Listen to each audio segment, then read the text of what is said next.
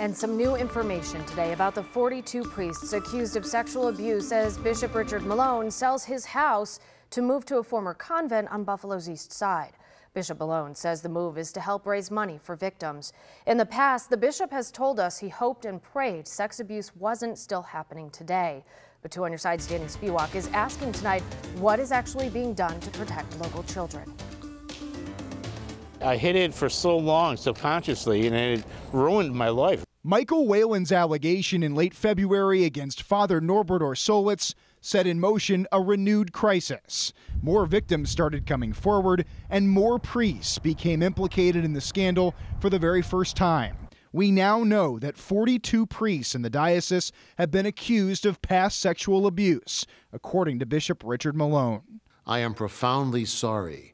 The allegations all date back to last century. It begs the question. What sort of training is in place now, protocols to prevent this from happening in the first place? What can you assure the public, is in place right now to make sure that this isn't ever happening at the start? Thank you for asking that question, because a whole lot has happened. Policies shifted in the early 2000s after the abuse scandal exploded nationwide and in Buffalo. As a result, the Buffalo Diocese implemented safe environment protocols in October 2003. Since then, more than 40,000 adults have been trained and given background checks. What I want going forward after these troubles is for Catholic institutions to be the safest possible place for kids.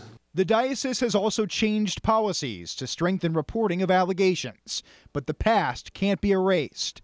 On Tuesday, lawyers urged the diocese to release more information about accused priests. Bishop Malone, earlier today, a law firm asked for more transparency from the diocese and more information on the assignments and the history of the priests accused of sexual abuse. Does the diocese plan to release that information at any point? We feel that we've taken significant steps already in releasing the names after all these many years. And Bishop Malone was pretty clear. He says he will not release the priests' confidential personnel files. Lawyers for sexual abuse survivors, though, say the lack of information is a public safety nightmare because we don't have an official list from the diocese of where the priests live or work. Danny Spiewak, Channel 2 News.